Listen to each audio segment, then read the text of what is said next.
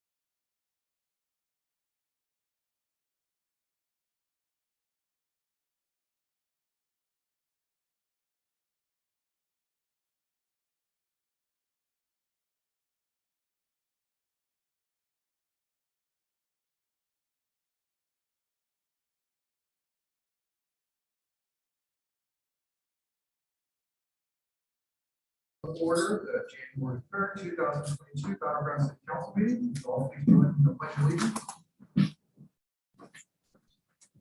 Ready? Begin.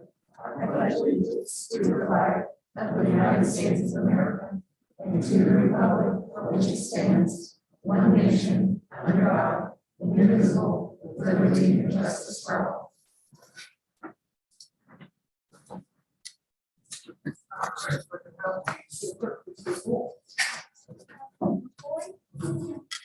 Salmon. Here. Walter. Here. Phelps. Here. Davis. Here. Rogers. Here. Johnson. Yes, ma'am. Thank you. All right, if I could have Councilmember McCoy and Councilmember Davis and Councilmember Rochers meet me down here for the oath.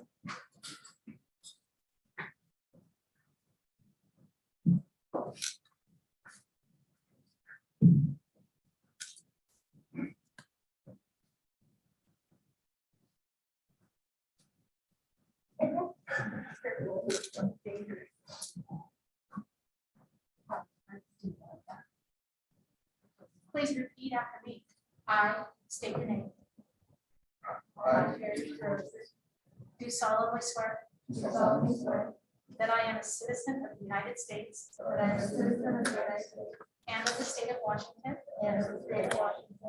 That I will support the Constitution. Of the United States. And the Constitution and laws. Of the state of Washington. And will. To the best of my judgment. Skill and ability. Truly. Faithfully. Diligently. And impartially. Perform the duties. Of the office of City Council. In and for the city of Battleground. County of Clark. Washington. As such duties are prescribed by law. Congratulations. You're in council.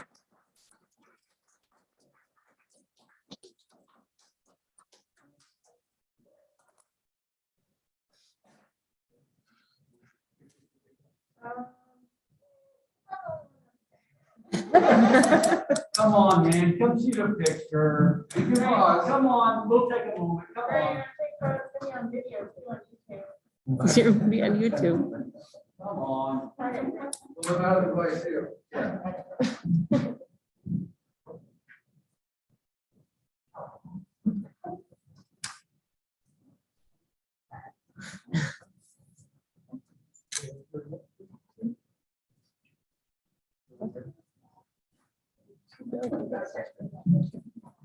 Later.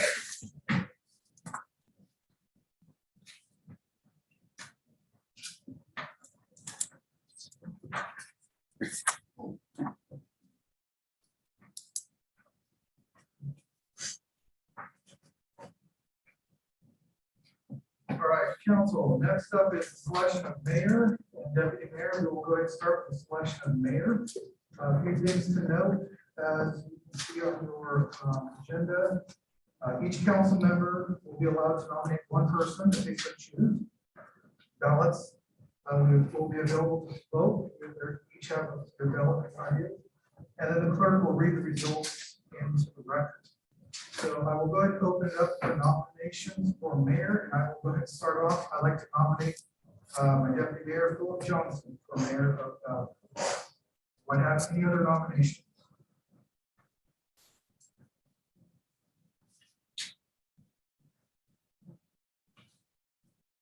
Any other nominations? Going once. Come on, anyone? No, beg, man. Twice.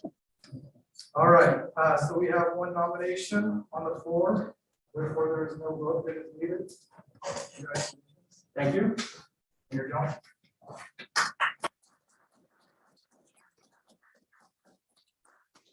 All right.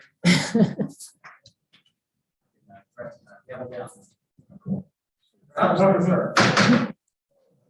Yeah.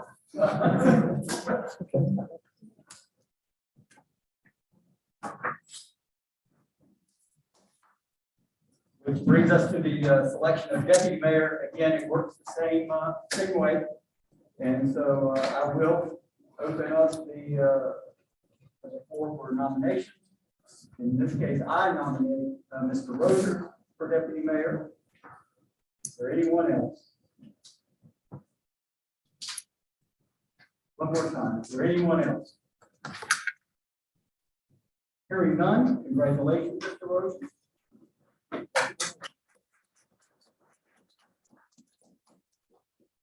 And moving on, summary reports. Council member, anyone, what's happened over the Christmas? Yes, ma'am. So on December 23rd, I had the opportunity to attend the City of Vancouver's grand opening of the Safe Day. It's the little pallet houses for people experiencing homelessness. They filled about 20 of the units, and they're definitely looking for people to sign up for their or for their meal train. So if anybody's interested in doing 20 meals for people, there's a list around. It was a really good experience, and I was the only person representing a small city. It's on 53rd Circle and 12 over by YMCA. Oh, okay. Okay. Yes. Perfect. Anyone else? Seeing none, we'll move on. Mayor's report, we have an appointment tonight to the Parks and Community Engagement Advisory Board. Mr. Paul Brugel, I'm assuming that's how that's pronounced, Mr. Brugel, is that correct? It's pretty close. Oh, okay. Why don't you come up and correct me, and then tell us a little bit about yourself, if you will. Come on. Well, just a minute or two. Try to be real quick. I've been around a few times. I've been relocated back here. I've always found the city a delight to be around. After working for a small company called Ecolab for 32 plus years, retired, and Mr. McCoy thought it might be a good idea to get me half retired and see if I could join the Park and Rec and see if I can be back to the community and make the parks a little nicer and better. So I'm here for it. It's wonderful to have you. Thank you, sir. All right, thanks. Looking for a motion, council, for confirming this purpose. So moved. Thank you. Second? Second. Thank you, sir. All in favor? Aye. Aye. Any opposed? Hearing none, we consider it unanimous and move on.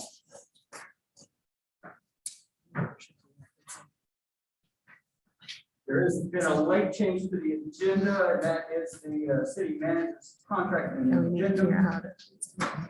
how to. Ms. Urban, I can get you to kind of give us a quick explanation. I think you need to make the motion first and then we'll, Mr. Judge?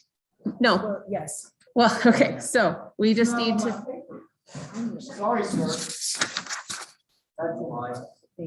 oh yes, let's do the judge first. And just as a reminder too, while I have your attention, we've gotten some complaints about the audio on the Zoom since we're trying to do hybrid. So as everyone speaks, please make sure they're speaking into closely to their microphones. Thank you. And then we'll do the introduction of Judge Wheeler, and then we'll have to make a motion to add the other two items to the agenda. So that's how we'll go. Then, it's time for the judge. All right. Ready to join me? Sure. So it is my pleasure tonight to introduce to you our new incoming judge, Andrew Mueller. Andrew was selected out of a very competitive pool of candidates and rose to the top. So just a little bit of background of Mr. Mueller. He's been a lifelong resident of Clark County, graduated from Prairie High School in 1995. After high school, he traveled to Southern Illinois, where he played college basketball while majoring in political science at Principia College, graduating in '99. Following graduation, Andrew worked in the Washington State Legislature before attending the University of Idaho College of Law, where he graduated in 2003. While completing his law degree, Andrew worked for the Clark County Prosecuting Attorney's Office and as a public defender with the firm Anderson and Associates. In 2005, Andrew opened his law practice, Wheeler Boyd, where he continues to practice. Andrew and his wife, Christina, have been married for 14 years, and he spends his spare time cheering and coaching his sons, Ben, who is age 12, and Max, who is 9, in football, basketball, and soccer. So we are very excited to have Andrew join us, and I will turn it over to you. Thank you. Well, first of all, welcome back. I understand that this is first time in person, so what a privilege to be here. I will just briefly tell you a little bit about the journey. I think we're going to go on with the municipal court here. This is a very unique opportunity for someone like myself because in every other judicial pursuit that a person may have, they would have to relinquish their job. They have to give up their law practice and so forth. Battleground presents a really unique opportunity in Southwest Washington as it's the only judicial position that allows a person to be sort of a part-time judge.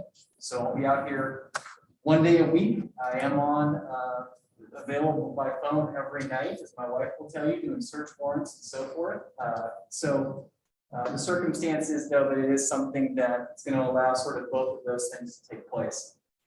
I think what we're most excited for in terms of district court, getting to know the staff a little bit better. I practiced out in Battleground here for, since I started in 2000, so 21 years. My initial employer I worked for had the public defense contract, so I've been out here as long as I can practice. The staff and I are going to be building out a more robust technological experience in Battleground. One of the directives that we've been given by the state courts is to move to a paperless system. So that is going to be fully on board in 2024, called the Odyssey system. So we have about a 2.5-year time frame to get up to speed on that. We are all learning Zoom, as I'm sure the members of the council have over the last couple of years, in particular, to get a more efficient court process, to get a quicker time for folks that are waiting in our waiting rooms or waiting to appear in front of the court, and certainly to more efficiently move people through the process. I have massive shoes to fill. It's very important, I think, that I say that. Judge Bennett has been a wonderful mentor for me. He's been kind enough when I go to judicial college here later this month to step back in and pro tem a few of our court proceedings. So I understand I'm not going to be up to his level to start with, but I'm really going to endeavor over the next few years to get to that position. So I have long-term ties to Battleground. Even though you did hear I graduated from Prairie High School. My dad was a football coach at Battleground High School for 10 years. He was a PE teacher there. So we have deep ties to the Battleground area. I'm very excited for this position. I appreciate Ms. Erdman and her process of vetting candidates, working with Ms. Hayes, and certainly the members of the council and the greater Battleground Center in Richfield who made me feel so welcome. I appreciate your time tonight, and thank you for listening. What does one learn at judicial college? Good How question. long is the, do you need what do you need to get into judicial college? We need to be a judge to start with. And it is a 2-week process. It's going to be the last week in January, the first week in February. They have all different levels for the different types of judges. So there's a specific municipal court track that I'll be on in particular the second week that deals a lot more with budgeting and those sort of things, where a district court judge or superior court judge won't be as focused on that. But for me, in my practice, there are certain aspects of the municipal court I'm going to be really familiar with. There's going to be some that I need to get a little bit more training on, in particular, some of the domestic violence stuff, some of the infraction type stuff. So hopefully to get schooled up in that and just be more well-rounded judge by the end of those 2 weeks. I guess you can stop in the second week of February and see how I'm doing. And that's in Olympia? Well, it's virtual. Oh, well, there you go. It's So yes, I'm going to be spending some quality time for those 2 weeks on Zoom. Unfortunately, I have my co-counsel his wife has a baby due January 27th. So we have a lot of balls in the air those 2 weeks, but Anyway, it'll be fine. I was going to say, my experience with that process is they're going to come when they're going to show up. So we're hoping for early, but we'll see. But no, I think it'll be a great process. And, it's one of the things that all the judges in the state of Washington go through. It's going to help with sort of becoming a more inclusive court. Certainly some of the biases and such that I may have grown over the years, addressing those sort of things to make sure that the folks appearing out here in particular are given the best opportunity for a fair and impartial judiciary. Well, we look forward to a lot of good. Thank you. I appreciate you. Yes, sir. Thank you for coming. I will say that I used to come in, not as a participant, but just someone who sat in the back and with Judge Bennett. And it was enlightening. And I would ask all of you at some point, if you have a Thursday, to come and see. It really is enlightening. So let me go back now and make a change here. I move to amend tonight's agenda to add discussion regarding the effective date of the city manager's step increase and the addendum to the city manager's employment agreement to the mayor's report. May I get a second? Second. Thank you, sir. All in favor? Aye. Aye. Any opposed? Hearing none. Also, there's one other late. Excuse me, Mayor. I'm sorry. Also, too, I think we need to pause and wait to hear Oh, Mr. okay. Bowman's vote as well. I'm sorry. Jane, are you there? Yeah, I'm here. I'm fine with that. That's just to move it to the mayor's report, correct? Oh, That is okay. correct. He's on Yeah, that he's laptop. on this laptop. So Oh, that's one okay. thing we haven't figured out yet is how yeah. So he was, yes. All ears. Okay, and then moving on to the second one, and again, I move to amend tonight's agenda to add discussion regarding the community center landscape project. Is there a second for that? Second. Thank you, ma'am. Any discussion? Hearing none, all in favor? Aye. Any opposed? Right. Hearing none, consider it done. And so we move on. Next is to move to approve the addendum to the April 1, 2019 employment agreement between the city of Battleground and Ms. Erdman, city manager, with an effective date of, that's what we're going to decide, for the automobile allowance per section 2. Is there a second for that? Second. Thank you, ma'am. Any discussion? The discussion should be the date. So this is for the automobile allowance. If you remember, Mr. Coy, of course, you probably saw this when you were watching YouTube last month. The original date was 1 January, Saturday. Does anyone have any trouble with that? Of 1 January being the date that the automobile allowance starts? Nope. Seeing none, then all in favor? Aye. Mr. Bowman, do you have a vote on that? Aye. Aye. Any opposed? Hearing none? Unanimous. Moving on. Move to amend the effective date of city manager's step increase approved during the 20 December meeting to, that's where we're coming to the discussion on the date. Is there a second for that? Second. Thank you, ma'am. Any discussion? Ms. Bergman will allow you, if you will, to move the discussion on that. Yes. So after the last meeting, at the December 20th meeting, the motion was made to make this effective January 1. After that, I had reached out to Mayor Cortez at the time and Deputy Mayor Johnson to request about retroing this back to the October date, which that is when my annual performance review is due. We had agreed at that time to kind of push the performance evaluation out because of all the work that was happening at the time. So it made more sense to do it a little bit later. So I just wanted to pose the question and see if it was feasible to retro that back to October. I was confused about the January 1 timeline. So. So let me restate, make sure Yeah. I understand it. The original date was Saturday, the 1st. The question was, in the past, that it's been on the review day. Yeah, so usually it's on the annual review date. Last year it was effective November 1 because my review was completed in October. Yes, and I'll remind the council that there was a plethora of things, I guess we could say, that stood in the way of completing that on time. Yes. That plethora of things won't be there this year, but we will recognize last year. So any discussion, any questions from the folks at the desk? I have one. I have a question, Ms. Lowry. Does that cause an issue for payroll taxes? Good. Okay. I'm not being in this session, I feel like abstentions probably. Okay. So, Mr. Mayor, I think what we would need at this Hold point on. would be a motion that includes within it a date, if there's a motion to amend the date to amend the date. Question. And Mr. Bowman has a question. Oh, yes, sir. Are you guys able to hear me, number one? Well, I'm trying to figure out how we can get his audio on here. Can you keep talking? Sure. Are you guys able to hear me? I thought it would project. It's I know. supposed to, We all go work for Mike. right?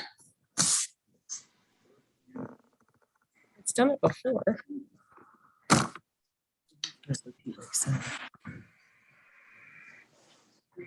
Actually, yeah. If we call him on. Yeah, Shane, is it okay if I call you and put you on speaker? Yeah.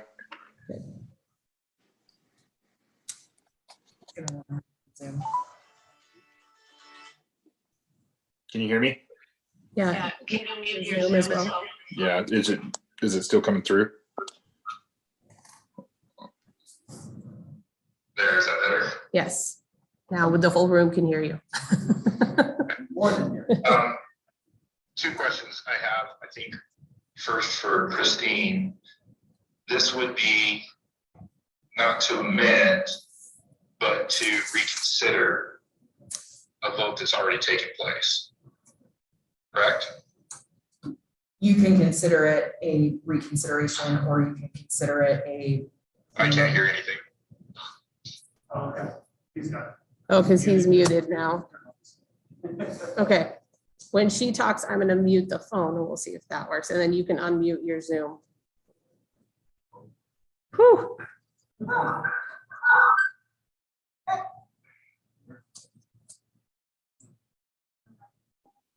Okay. Go ahead. Well, that's what we're trying to see. Oh, can you hear me? Yes. Yes.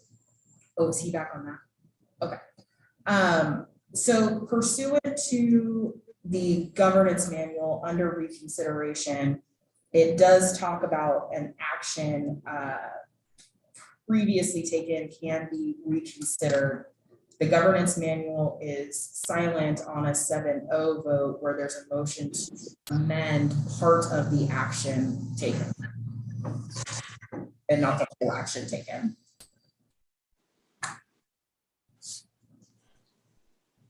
Okay.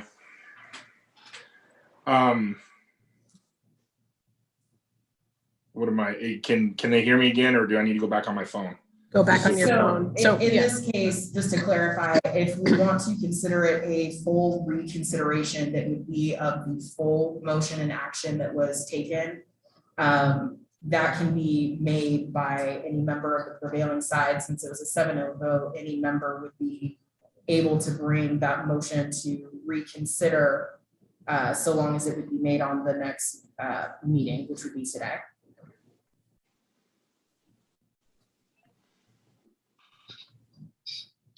Okay, so Just the cluster. I can just go over to Aaron and talk to them. My second question for Christine would be, in the contract, does it talk anywhere about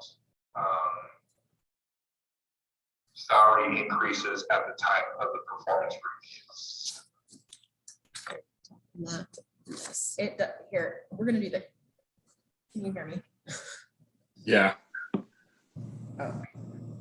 He's not on the phone. I can hear you. He can hear you Oh, through you there. can hear though. me through here now. Yeah. Okay. Yes, so section 4, subsection 2 is entitled Annual Performance Evaluation and Salary Adjustments. What that provides is that annual on or around October of each year, or as otherwise agreed by the city council and employee, beginning with the 2020 evaluation and on an annual basis thereafter, the city shall consider an increase to employees' base salary and or benefits compatible with employees' performance and also consistent with the city's range of percentage increases applicable to city exempt employees at the time of the annual evaluation. Okay, so does that say that it has to be done at the same time? Does that say it has to be done at the same time? Does it say that the salary adjustment must be done at the same time as the performance review? Yes. It doesn't explicitly say that because council is not obligated to give a salary adjustment. It simply states that council is required annually to review and consider a salary adjustment. So it would be council's prerogative, I believe, as to when if a salary adjustment is granted, which is up to council based on the performance review, when that salary adjustment goes into effect. It just says that it has to be considered on or around October 2020, but it does provide that the parties can otherwise agree to extend that date, which is what happened this year. Okay. So I guess the question I would have, can council hear me again? Yes, they can hear you. So I guess the question I would have to council is, this is my 10th city manager review. In the past, when we have done the reviews, they've been done in October to be done in time for budget. And budgets usually pass the end of November, 1st of December. It has to be done by the end of December. The impact to what we do at that time would be reflected in the budget so that we would not have to come back and do an omnibus budget or change that. So that's why the date January 1st was set. Today is the first day that I have heard of our city managers getting their pay bump the minute the review is done. So if that's been done in the past, that's been done without knowledge of myself for 10 years. Well, I would say it's less than 10 years because Mr. Williams was only getting COLAs that would only go into effect on January 1st. So the issue that I have with this is we've got one council member that has been no part of this. We have another council member that has moved on and we've already voted on this. And now we're trying to amend it and go back and look at it again. So that's my concern. Thank you. Yes, sir. Thank you. Any other discussions? So there's a motion on the floor. There's been a second. We have to come up with a date if that's where we wish to go. In the past, I believe you read 1 November. Yes, last year was effective November 1. 1 November. Yes. And so I would throw out there that if we wish to do this, that 1 November would be suitable. Does anyone have any qualms with that? Seeing none. Mr. McCoy, Mr. Mayor, I hate to interrupt. We would need a second to that clarified motion of an effective date of November 1st. Thank you. I'll second that. Thank you. Thank you. Gotta keep us all honest. And so, the date is 1 November. And this was, I guess we're looking for a vote. And Mr. McCoy, since you weren't with us in the past when we made that decision, he's eligible to abstain. Yes, and Mr. McCoy has stated the reason for his abstention. So unless there are any objections to that abstention, I believe that his vote can be registered as abstain. So let's do this, Ms. Cameron, you would. Oh, You're okay. It's just him muting or unmuting, so. okay. Ms. Cameron. Mr. Mayor, Yeah, yes, sir. I would like to use my council privilege, since this was just known about today, and move this off to the next meeting. Yes, sir, we do for the new members of Ms. Davis, Mr. McCoy, we do offer that, a council privilege of a one-time deal for folks to take another week or two to honor this. So we will respect that, Mr. Bowman, and we'll, for tonight, table this, put it on the agenda for the 18th. And on the 18th, Mr. Bowman, will you be ready? Will I be ready? I would just like all the information to all of council. I understand, Before the 18th. but you were the one to ask, so that's the only reason I asked. I'll be ready. Okay, I know you will. So we'll table that for tonight and move it to the 18th. And Mr. Mayor, for clarification, would you like that added back to the mayor's report or as a regular business item? Regular business. Thank you. So just so we understand, the 1 January for the automobile allowance was approved, and we tabled this, the second one until the 18th. So we will just need the addendum signed by you, Mr. Mayor, with the filled in effective date of January 1st, 2022. Be glad to do it. Perfect. I will have that ready for you. Moving on to the next one, which was the landscape project that we talked about earlier. The last council back in late summer, early fall, authorized Mr. Rozier and I to meet with parks and rec folks along with Ms. Erdman, Sam, and I'm sorry, I can't remember the person who drew up the plan.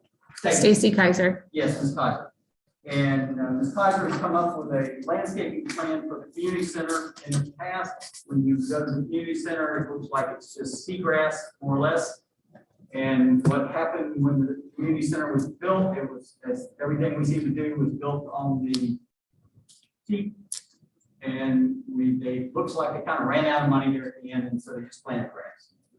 So Ms. Kaiser has come up with a plan for the parking lot, for the community center, for the back of the community center, all the plants on the front, the street side. And what I'd like to do is make a motion this evening to authorize up to $50,000 Ms. Urban to get that started with a completion date no later than the 1st of May. And Mark, have we already started digging out what's there currently? Yeah, I haven't been by lately, so. Yeah, I was over there the other day and they have started digging. Well, they have started on the outsides of the patio. They haven't started in the actual patio yet. I believe that was supposed to start sometime this week or next. And when we met back in the fall, we had authorized the city to send out an assortment of letters, 50, 60, whatever it was, to various businesses in town to see if anyone wanted to participate. I found a business owner here in town who wished to participate. He has put up $10,000. So his money will go along with this to, again, it's the landscaping and some work around the skate park as well. And so does anyone have any questions? Do we have? Yes, ma'am. What that would look like? Do we have any? Were you sending that out tonight? Yes, I have the landscape plan. I believe I've shared it in the past, but I'll send it. I thought we had seen it before, but I was hoping to see it again. Yeah, I'll send that. And also Miss Cedarholm with Parks and Rec has been working with Northwest Ambush on the skate park with their suggestions for changes. So we have a map and a description of that I will also send out, and we can discuss that at a future meeting as well. Northwest Ambush, of course, I didn't realize, I'm older, and just didn't realize, but when we put the fence around the park, we cut off a couple of pieces of the park. You can no longer do death-defying tricks and have a hope of surviving it without being impaled on the fence. And so the hope is that we move portions of the fence, not the whole fence as a whole, portions out to give these folks a little more room to do their aerobatics and to survive. And you should go by and see the folks at Northwest Ambush, because there's some kid, and I forget his name, who has built a YouTube channel out of this skate park that the boy is, pretty close to buying a good portion of the city. So as a person. So he's done really well with our skate park. So we have a motion on the floor. There's an amount, again, up to $50,000 with the date finished no later than 1 May this year. Yes, ma'am. I wonder, can we get a list of who you sent letters to? I was hoping to also have letters that I could send to people personally. Yeah, we have that list. Okay, thank you. So, and again, if anyone wants to donate to any of our, especially the parks, those are all, if you go through the Parks Foundation, Ms. Urban, if I understand, that's tax deductible if you go through the Parks Foundation. Yes. So I think by May, we should have what we should have had all along. And a community center, again, there's, as far as the public meeting hall, if you will, other than 1 or 2 in Vancouver and Illinois, this is the largest one. So let's see, we've done, the last council did all the corrections on the police building and on this building. Let's go ahead and finish up the community center. So is there any other discussion? Hearing none. All in favor? Aye. Did we get a second to the motion? Oh, was there a second? I thought there was a second. I'll second it though. Thank you. I thought there was. Well, we'll do that again. All in favor? Aye. Any opposed? Jay says yes. Okay. Hearing none, no opposition, we'll consider it unanimous. Moving on. Citizens communication, Ms. Cameron, were there any this evening? No one. Perfect. Moving on to the consent agenda. Does any council member believe that any item needs to be withdrawn? Hearing none, is there a motion? Thank you, sir. Is there a second? I second. Thank you, madam. All those in favor? Aye. Any, wait on Jane. Consent agenda, Shane. Aye. The spokeswoman says, any opposed? Hearing none, we'll consider it unanimous. Moving on. Well, Ms. Urban, we're moving on to you and the chief. Can we have just about a minute, sir? Take all the time you need. We have about- There you go. Yes. You have left. I would be needing this slide. I need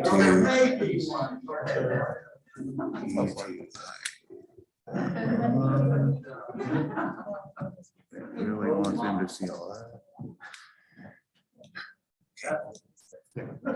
Ready? Yeah. Are you ready, sir? Yes, sir. So are we. Well, now you gotta give me a technology minute to see if I can share this. It's up. Well, it's up there, but it's not up on Zoom yet. We'll hang out. We're good to go. We're there. Awesome. Gonna point it over here, chief.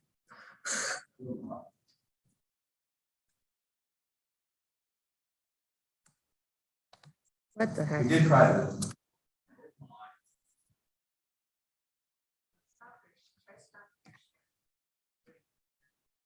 Actually, this was covered. Try that one more time.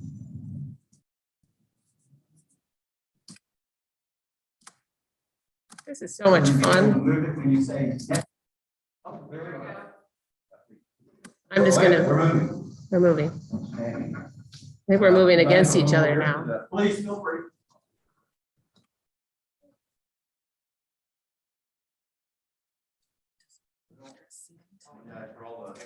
Oh, that's. Okay. Doesn't? Nothing. He needs to make Good it. evening. He sent. Happy to be here once again in person with everyone. I'm sad that I have to follow Wheeler. I don't know that I can match the eloquency of his commentation, but I'll do my best. Is there South College? Well, there is, yes, Oh, sir. okay. Not quite as many hours. I just need a few more dozen years of college and I'll be there with it. Perfect. Tonight I have a presentation for you that it is essentially a broad overview of the state of the police department, if you will. It's not in the weeds, not detailed necessarily, but it is kind of a broad, kind of a place where we were 2021 and where we hope to be in 2022. That I like to be able to give you at least that kind of a broad view of what's happening in the police department. Tonight, I'll talk just a little bit about staffing, where we are, what we have accomplished in terms of major accomplishments in 21, and then a little bit about crime stats, and a tiny bit about the new laws. We've kind of gone over this quite a bit over the last 6 months or so that became effective. And then, finally, we'll talk a little bit about our goals for 2022. So, right now, there are 24 sworn staff assigned to the police department. We have 4 non-sworn staff at the moment. We are, as you know, authorized 25 plus the 1 overhire. So we're trying to still. We actually have one lateral that we are hiring January 10th. We'll be welcoming and getting him into his FTO program. He's coming from the East Coast, and he's gone through the whole process, and he's just exiting that agency and coming aboard ours. We'll have him in short order into the equivalency academy and get through all the processes. And I'll introduce him at a different council meeting, hopefully. And then we're still looking for that other overhire. We always want to be fully staffed, and we strive to be. I know over the years that's been difficult, and it still is. Around the nation, it's difficult to recruit police officers right now. Battleground's no different. We have a good place to work. Our employees internally are happy generally.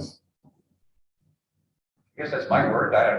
They can speak for themselves. But I feel a sense of community and family and organization inside our police department. It's a good place to work. We are strategizing on how to best recruit people from outside, both lateral and entry level type people. And we have had a fair amount of applicants that has seemed to cool off over the last few months for some reason. Not sure exactly why. So we're still on the hunt to get new people here. We in our non-sworn staff, we are in the process of hiring one more. We're essentially one short. We had a vacancy occur this year, or in late 21. So we're looking to fill that with our human resources, and Tamara is helping us get that list so we can get selected, get somebody hired there, and help us in our front office. And I'll talk a little bit about that in a minute. We're restructuring our front office a little bit, so there's some dual cross training that can happen. What we discovered last year among some of the COVID issues and others, and we had essentially a shortage of. We have one records person and one property person, and neither can do the other work. So if one is gone, the other nobody else can do the other work. So we discovered a need to create a cross-training opportunity. We reclassified the positions, cross-training both of those 2 positions to do each other's work. So to make us more efficient and not. And frankly we had to rely on the Clark County records to help us a couple of times. to fill voids that we just simply had no ability to do. So this is a way to restructure that, so we do have that redundancy built in, so we don't have that same issue going. In other words, we hopefully learn from the opportunities and challenges that came to us, and going forward, trying to not let that happen to us again. We do anticipate a promotional test for sergeants and lieutenants coming up this spring at some point. We don't have dates yet, but this spring. And as we've talked about already, and as you all know about this, adding the second lieutenant to reduce the span of control. It's way out of control at the moment with one lieutenant. Plus, we want to be able to, with the one lieutenant, we are entirely focused internally. It is very difficult to focus on external community outreach things. Fortunately or unfortunately, during COVID, those opportunities weren't there anyway to outreach as much with the community. So this with the second lieutenant, with that you'll hear this as a kind of a common theme. In fact, I'll close that in just a few minutes. Is more community outreach and including enforcement of certain things that we weren't really able to do in the past. I'll talk about that more in just a second, but we do want to increase things like the neighborhood watch program of sorts, whether it's a neighborhood or the NOW program or something other than that, but some way to involve the community, and because they've told us that they want to be involved. I've heard that loud and clear. You all supported that during an admin presentation several months ago. We know that's a priority, but I just need the staffing to do it. You graciously allowed for that second lieutenant. Once that person gets on board, we'll be able to create that. So a little bit stalling out on that until we can get that position filled, but we're moving that direction. The momentum continues. So I didn't want you to think that any of that program was dead in the water. It's not. It's just it is continuing to move, and we just need to get our staffing up, and we're working on that. That other lieutenant will also increase our ability to do things, the specialty work like parking enforcement, traffic enforcement. We added, as you know, the K9 last year. We added a K9 person last year, Clint Fraser and his dog Charlie. And Charlie had, I think his slide before, had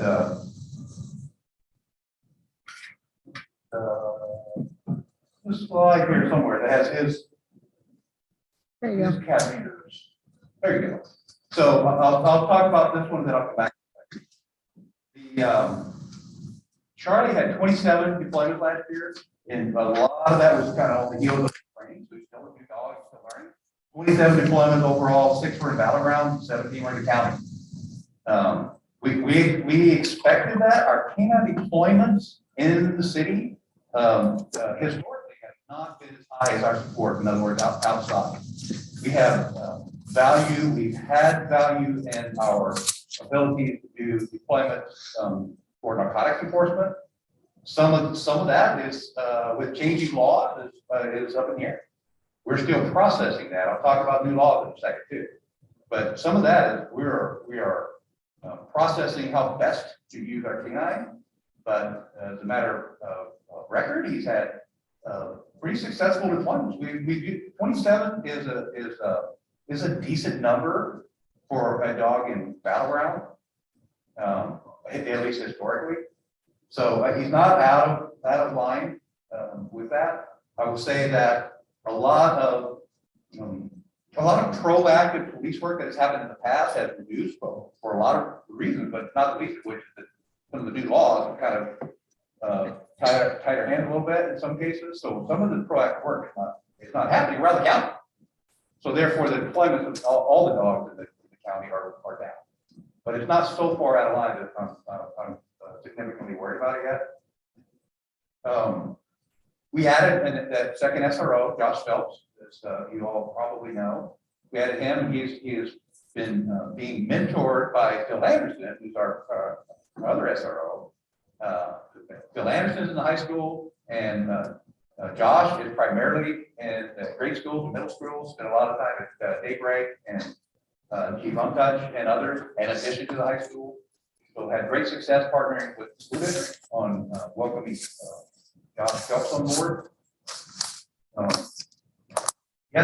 This other, I put as an accomplishment, I think it's significant in that Battleground has significantly excellent officers. And I say that with a lot of pride.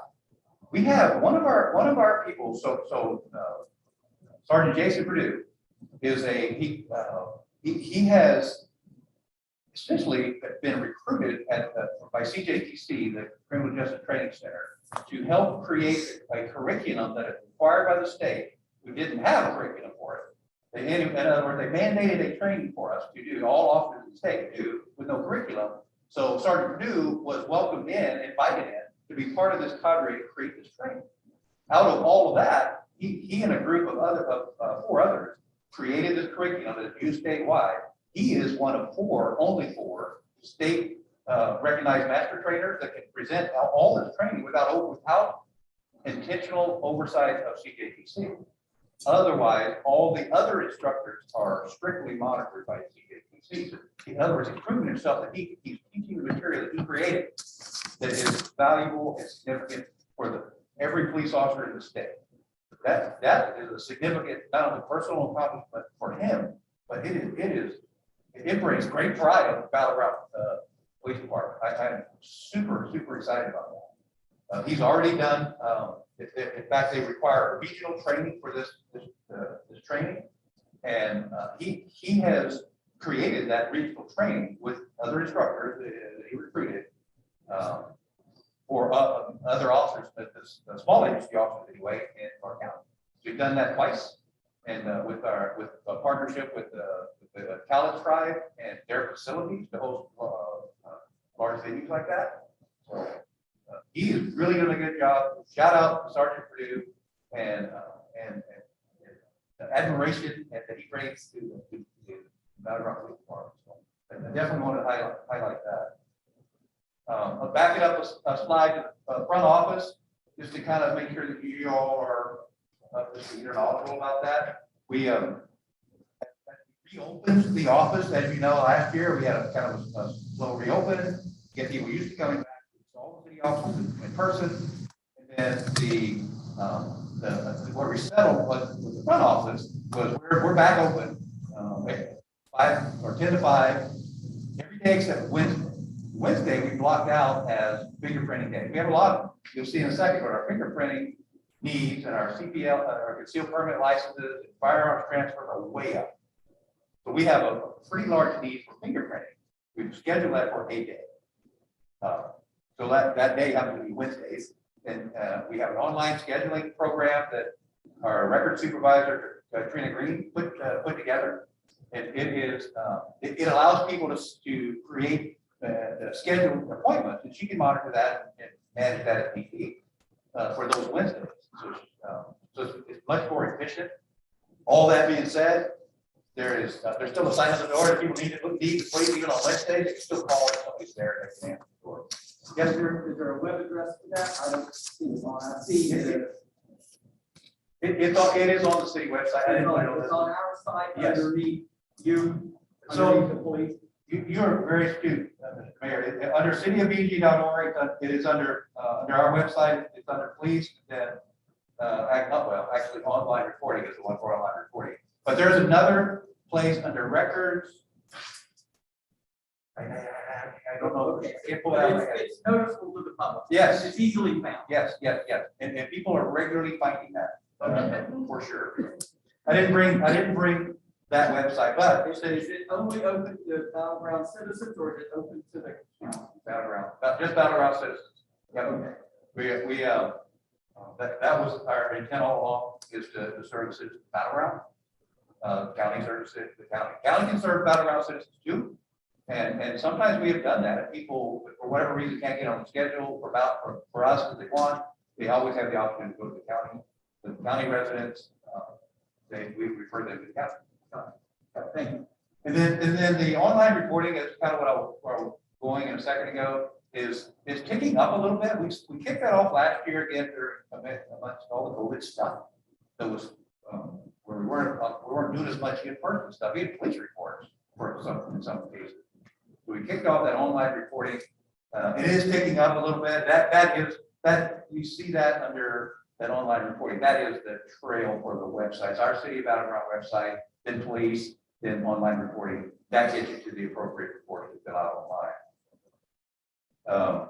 As I mentioned, CPLs and firearm transfers are way up. Walk-in customers are still down. So the 4 days a week that we're in person, the walk-in customers are still down.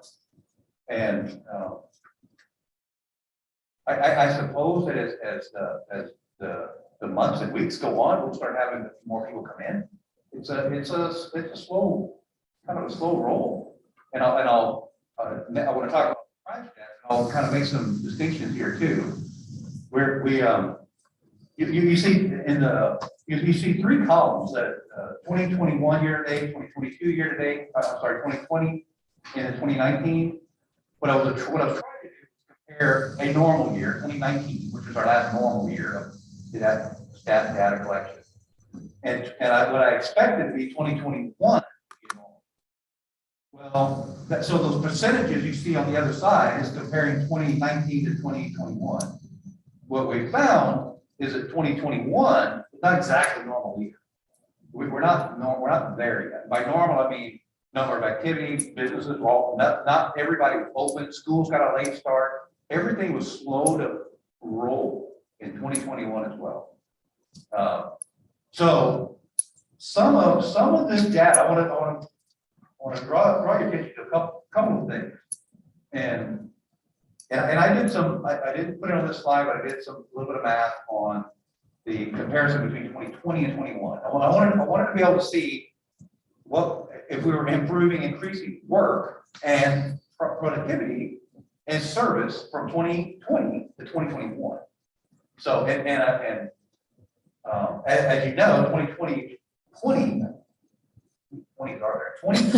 activity was low, but everywhere for all the reasons we've already talked about with COVID and everything else.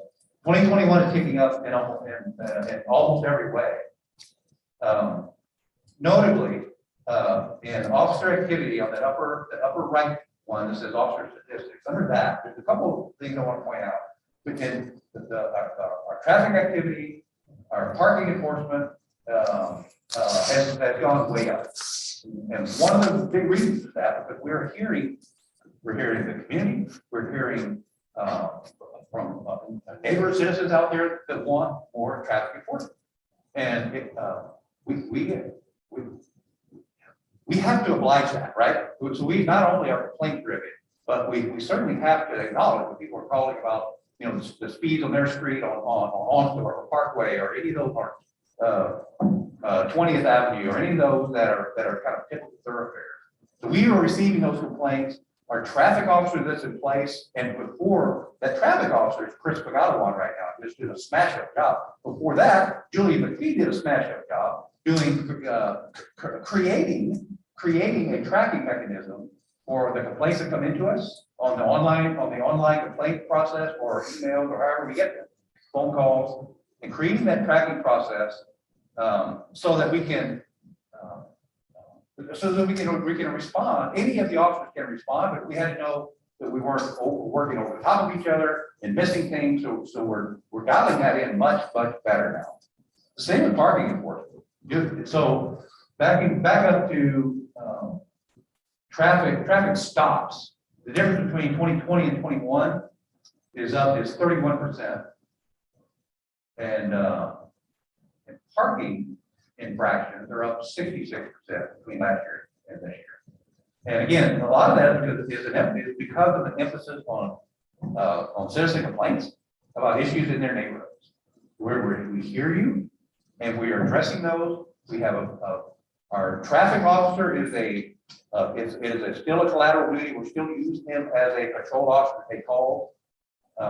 Occasionally, their minimum staffing is met. He is a additional person. He can focus entirely on traffic. Meanwhile, his collateral duty is to create the program, detailed places where the officers can work, and that's what he does. I see that building over this next year considerably. again, we hear the citizens and what they're asking from us, and we're answering that. I'm very proud of our officers that are stepping up and to respond. So they're doing a good job of that. Our dispatch events are not up there, very little change over last year, and actually over 3 years. The officer initiated events are a little bit down, like by a million of a percentage, but they're a little, actually they're down about 7%. So the online reports, I mentioned that a minute ago, but people are finding those online reports a little bit better, and they're up about 10%. And I want to also talk on the other side of the column, over the left side of that is person crime, and right below that property crimes. Overall, between 2020 and 21, and the person crimes, total person crimes are up about 13%. One of the big reasons for that is because DUIs are up 47% for last year to this year. So there's a renewed interest, not only renewed interest, but a reduced ability to do DUI enforcement. And plus people are moving around more. Businesses have opened, things have opened again. People are driving more than they were a year ago in the previous year. Just by sheer numbers, those numbers are going up. So the person crimes going up by 13%, and all those categories combined together is significantly offset by that 47% increase by DUI, primarily self-initiated work. On the property crimes one, there's a couple of notable increases overall of all the property crimes from last year to this is down 1%. The biggest increase we saw was in auto theft, 24% increase over from 2020 to 21. That's pretty consistent with the rest of the county. Auto thefts are up high right now for really a lot of reasons, but auto thefts are up high. Yes, sir. Is that the whole vehicle or is that including pieces of the vehicle? Well, it's funny you say that, because theft would be the piece of the vehicle. Okay. And that's up 19%. So the catalytic converter piece is up that. The stealing the whole car is auto theft. So that, yeah, so if you combine those, 40 something percent combined, well, not every theft is related to an automobile, obviously, but pieces of the car are as we all know, the catalytic converter theft is up, way up. In fact, pretty crazy. I mean, there's some, at least anecdotal information that people are stealing them like in the middle of the day while somebody goes into a store, and people are outside while the person's in the store stealing their catalytic converter in a matter of minutes. When you are catching these people that are stealing things, are you finding that they're local, or are they from outside of our area? Is there a trend, or is this? They're both. We're finding both, honestly. I would say more often than not, we know that. We know of them. They're not unfamiliar to us. So they're more local than not. Is the best way I can answer that. What about the mailbox theft? So that's I don't have information about who we're capturing for those. There's several different. Primarily the mailbox issue is the boxes, right? The boxes, those community boxes that have multiple mailboxes. People break into them and break them, damage them, and then there's a couple of issues at play. That some of that is a malicious mischief, and that is actually up as well. So that would be included in malicious mischief. That's up total 25%. And some of that is also theft that the post office investigates for mail, the actual mail theft. The damage it's usually a state crime that we deal with. So there's kind of two different ways to address that. And I don't have a finger on right this minute on who we're capturing to do that.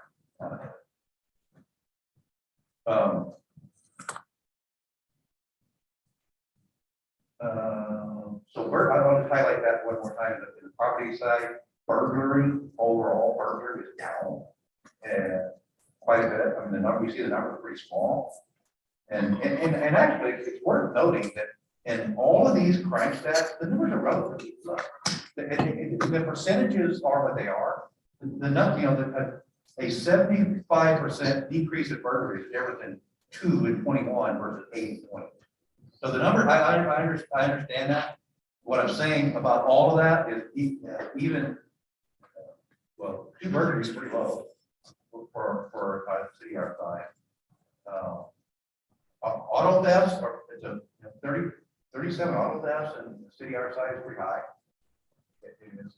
But all together, we have it's a pretty safe city. Altogether, we don't have, I shouldn't even say that, but we don't have a major crime. This is a pretty safe place to be. There are a few things that are stepping out for us that are getting our attention. There's auto theft and general criminal mischief or malicious mischief stuff is going on. And part of what I like to do is get to a place where I envision a community and a community crime type of unit. And I'll talk about that here in just 1 second. We can come back to this in a minute. We had questions, but yeah. So right now, what I would like to do in 2022 is a couple things. First, we get our 2 officers hired and we're down. The one we expect January 10th. The other one that we're still on the hunt for, a good quality candidate to come aboard. And then we want to promote a sergeant to lieutenant. Restructure the front office, as I mentioned a second ago, about we've actually renaming that position to police services, police support specialist. And as I also talked about, we're going to increase community engagement opportunities. Those are those outward facing things that include the coffee with a cop and shop with a cop and neighborhood watch program, citizens academies, and those things like that. Traffic enforcement, keep that momentum going. We're up 31%, as I mentioned a minute ago, over years before. So our traffic activity is going up. Citizens are asking for us. We're pushing that work up.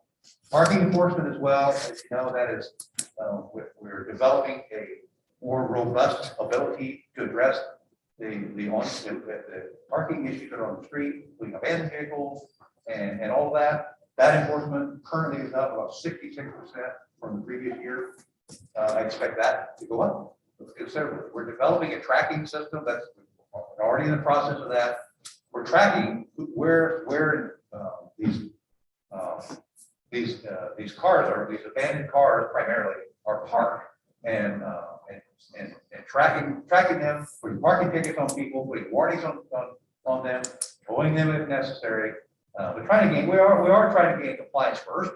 We're not just going out and pulling the first car we see that's abandoned. There are lots of opportunities where we get people to get the cars off the street and comply with orders and all that.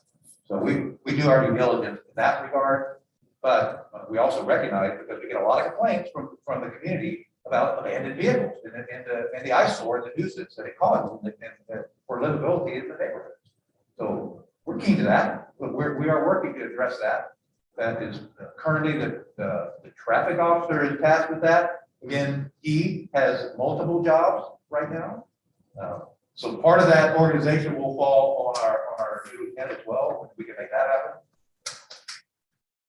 I want to kind of end on this community engagement that I've talked about a few times already.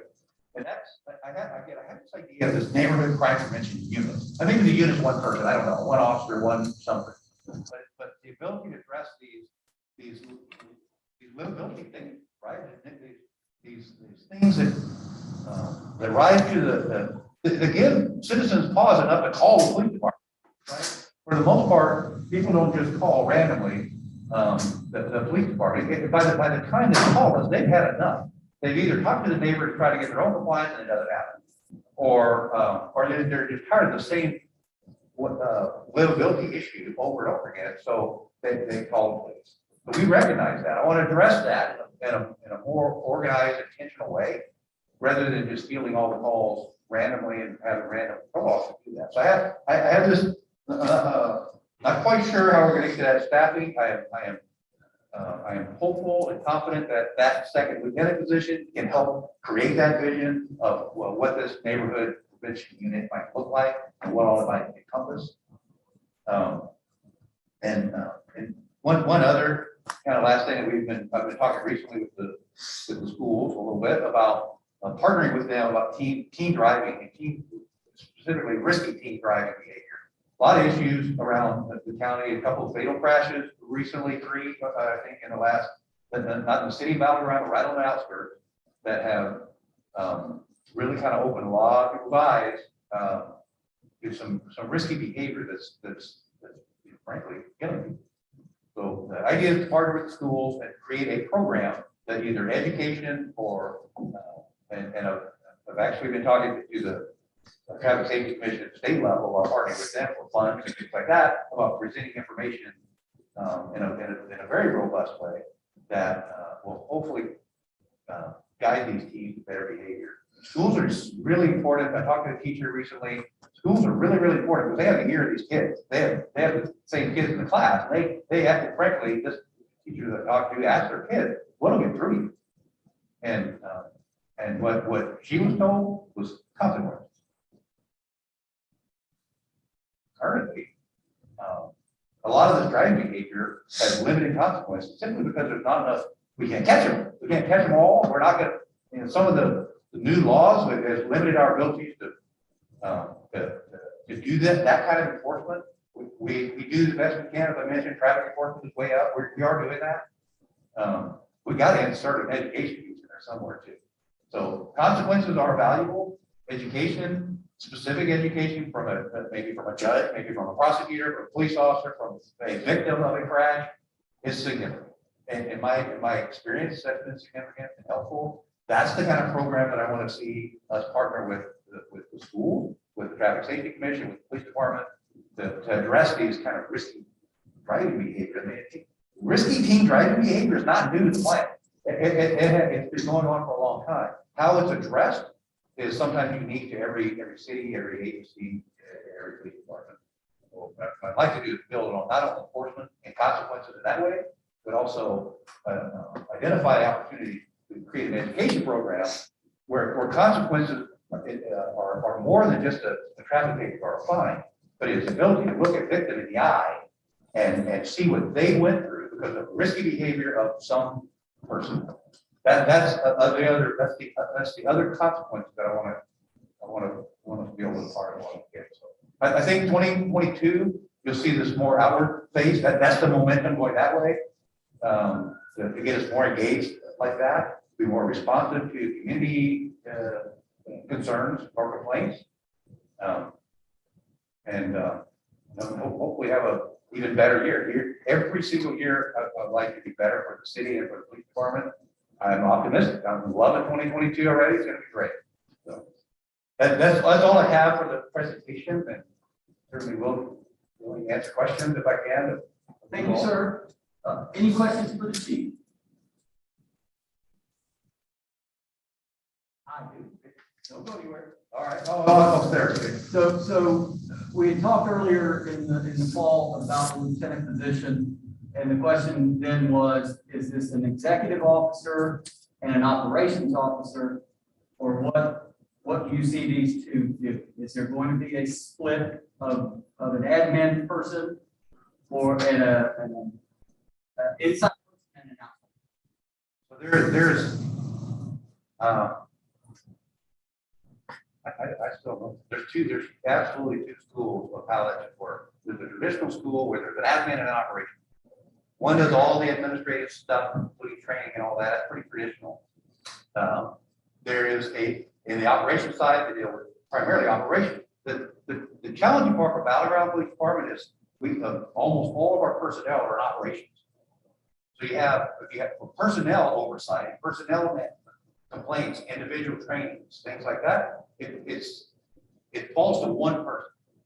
And so the contemplation is, does the one person have all the personnel which is always the biggest risk management necessary. And does one person have the administration? Both are big duties. And the question is to remain traditional and split it that way, or to split both, have half of patrol, and then both have collateral duties that include administrative with different functions. So there's two. I haven't landed in one specific place. And before I continue, would you ask Shane if he has any questions?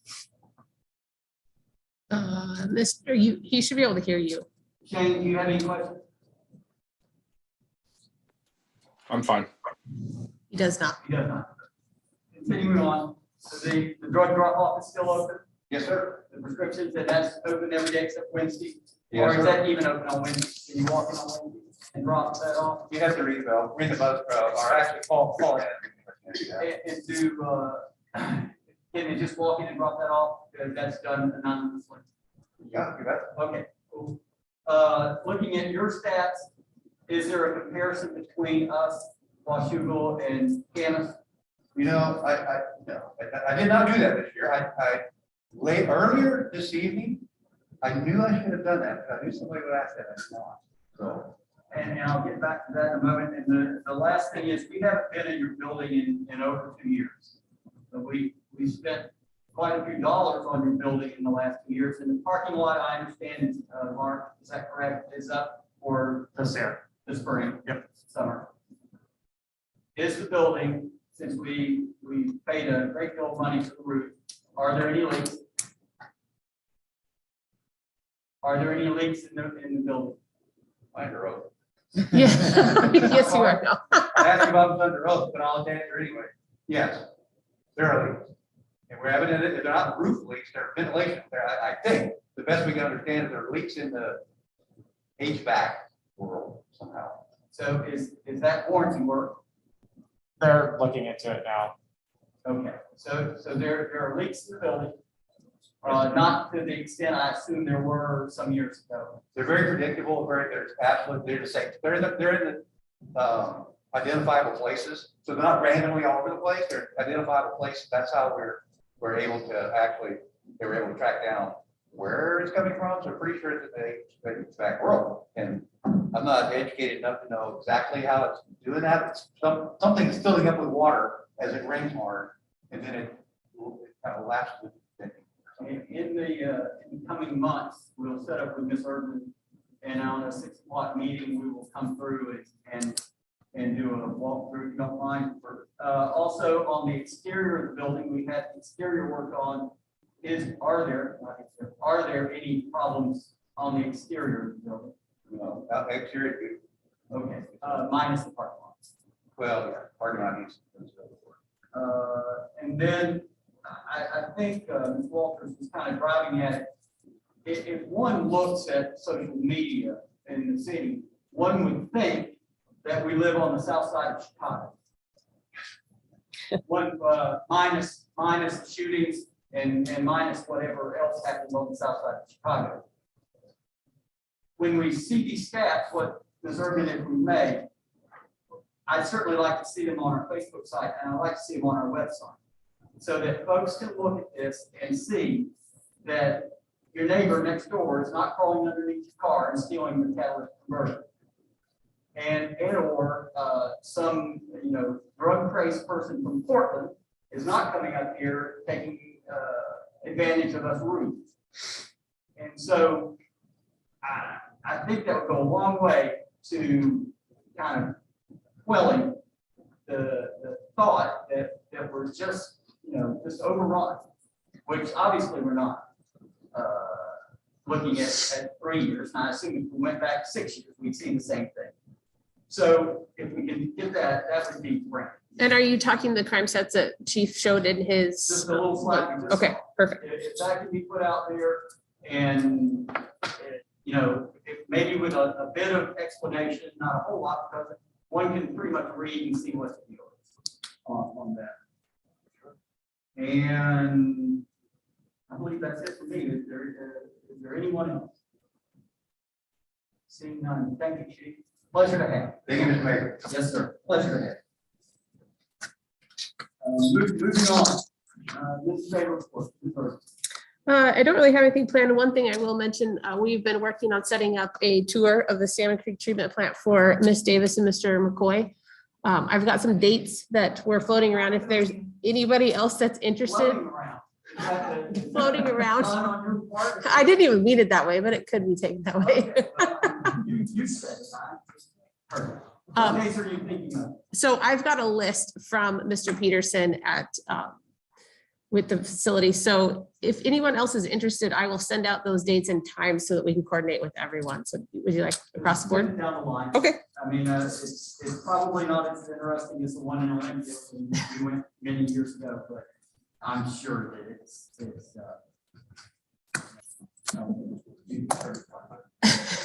So yes, I would certainly be. Okay. It'll be a 3-hour tour, so. Kind of like when you smile. Yeah. I hope it doesn't end up like that. Well, you never know. Yeah. And that's the ball game. That's the ballgame. Moving to council communications, does anyone have any? I do. Mark, I drove by today out on the corner. What are the boys and the girls out there doing out there on the highway in Main Street? They're moving the power poles for our project. Okay, so they're setting that up? Yep. Okay, then that's just the steel light pole? There's some big wood poles. No, it's the wooden power poles, yeah. Okay, Yeah, so they're in the way of our project, so they're relocating those. okay, cool. Just happy to see that. Folks, I sent out earlier in the fall a list of committees and extracurricular activities, if you will. If I may just run through them right quickly, just to see if there's anyone else willing to throw up their hand. CREDC, so far will be Ms. Davis and myself.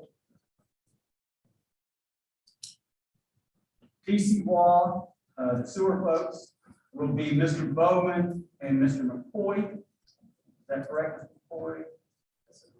Thank you, sir. Urban County CDBG will be Mr. Rozier and myself, unless someone else wants to do that. Mr. Rozier, why don't you give us a very succinct what they do? Please.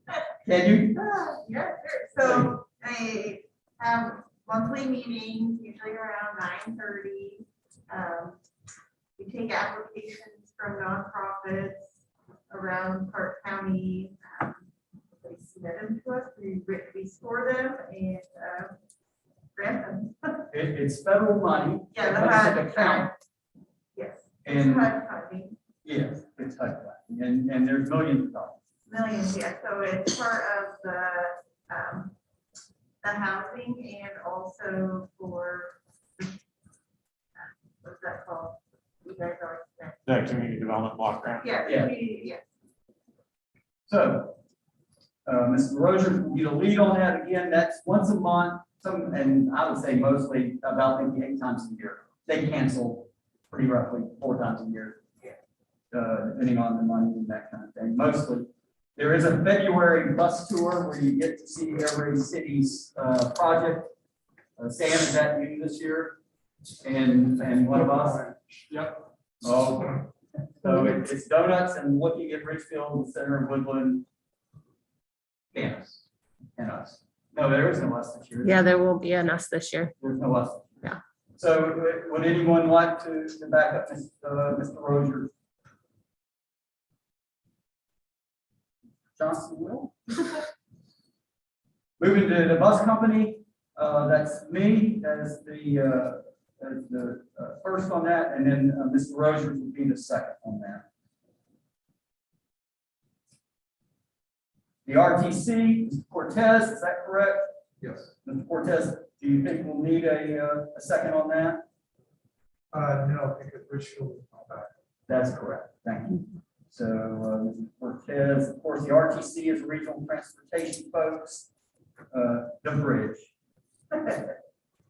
Mosquito control, Ms. Waters, are you still interested Yes. in working with those little blood sucking garments?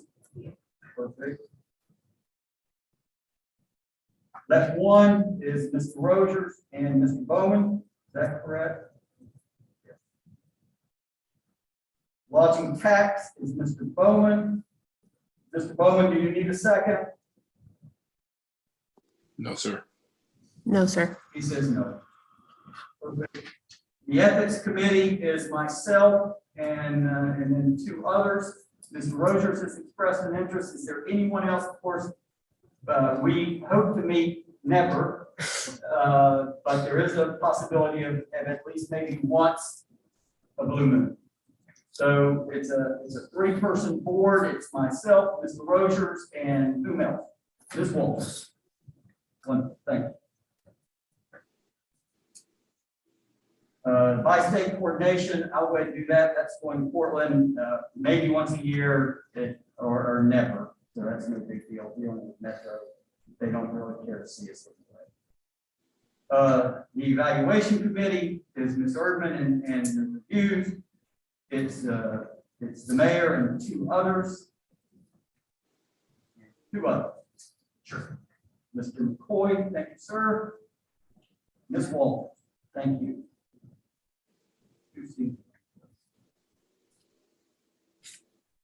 The legislative committee so far is Mr. Bowman, Mr. Cortez, and Mr. McCoy.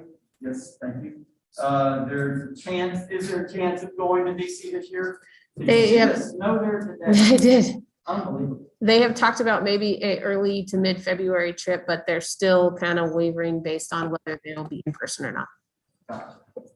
So that is our federal crowd. As far as Olympia goes, that's the 7 of us. And as I saw on the news today, they're not even allowing their own members in the building, let alone anyone who's not a member.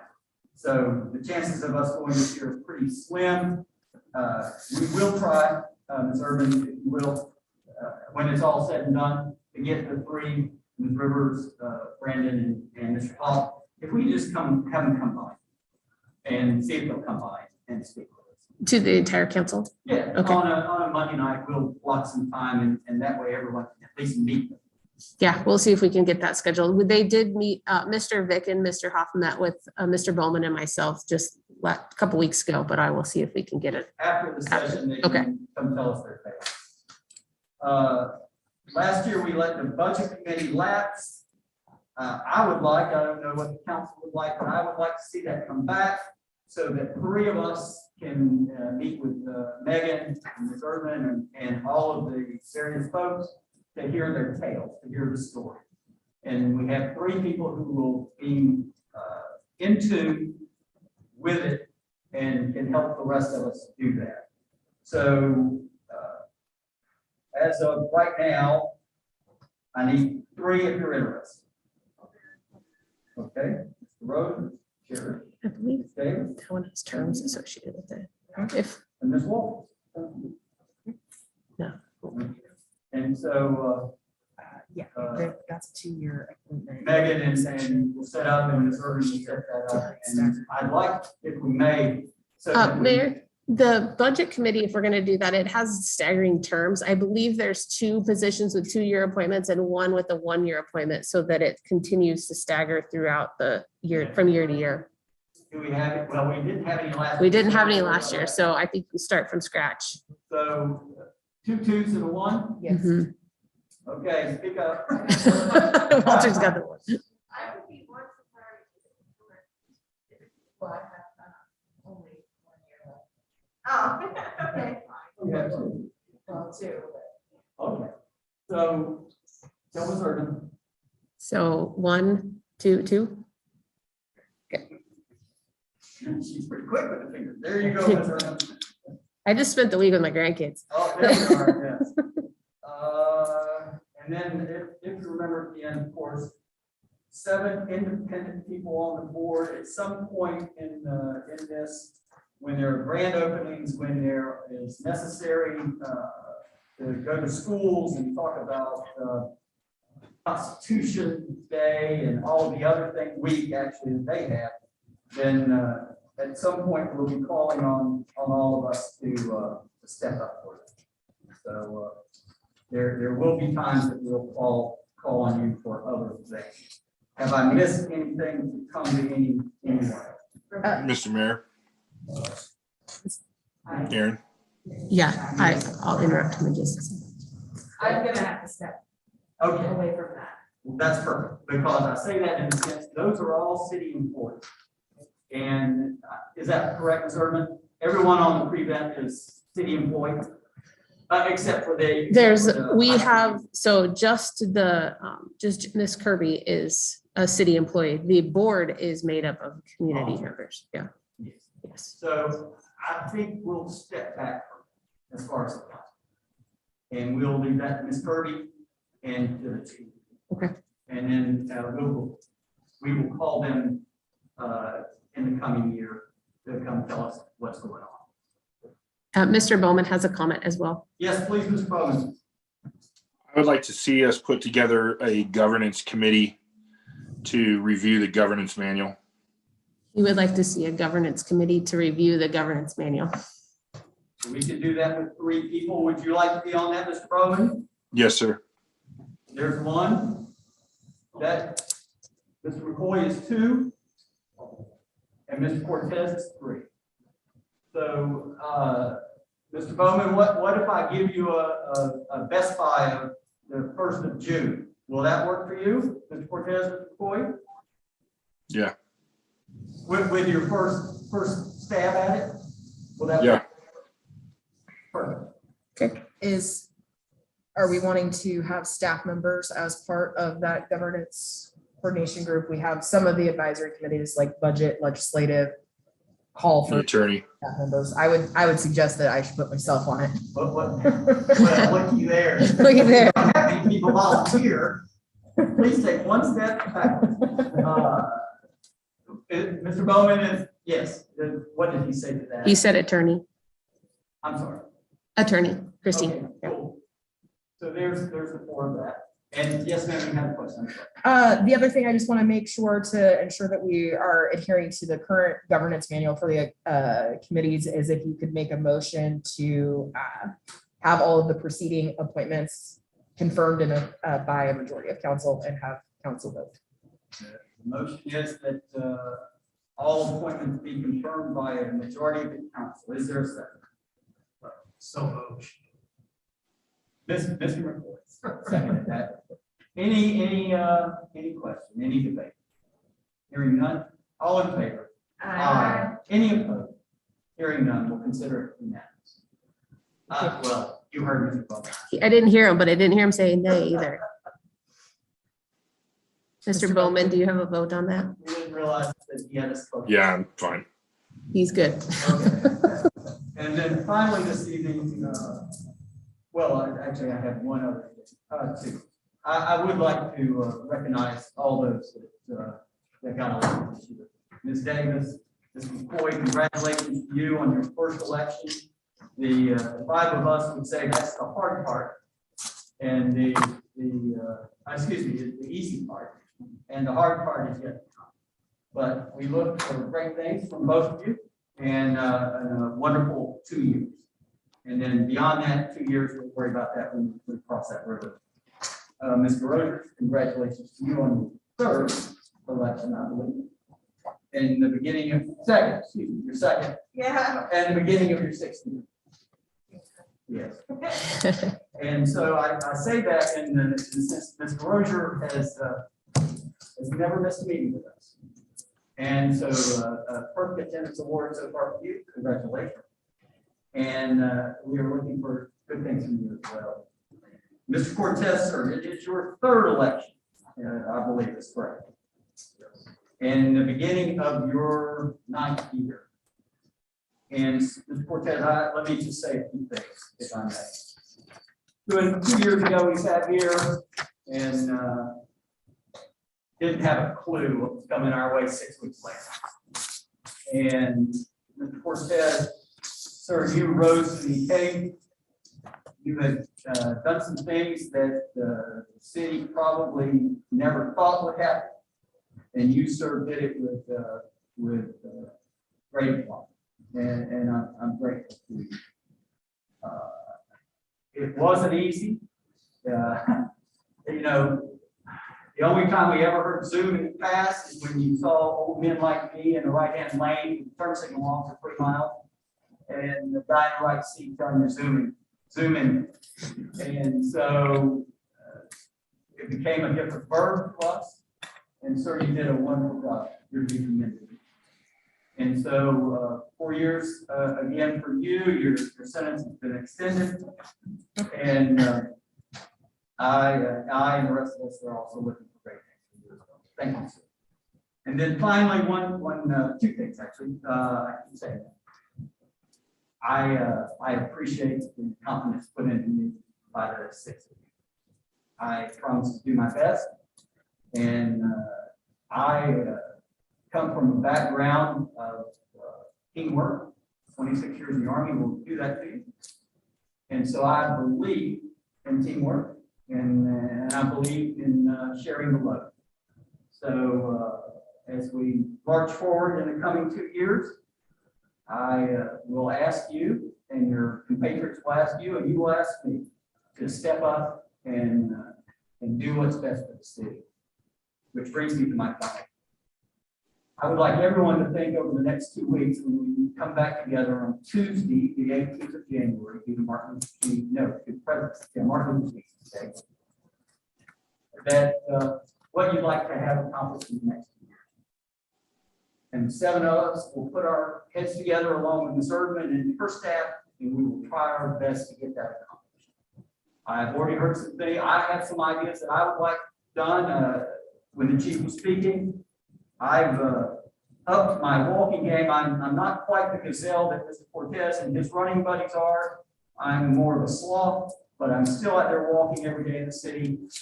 Being a pedestrian here is dangerous. We're going to try to work on that, sir, from as far as I can see. Mr. McCoy would like us to build some sidewalks.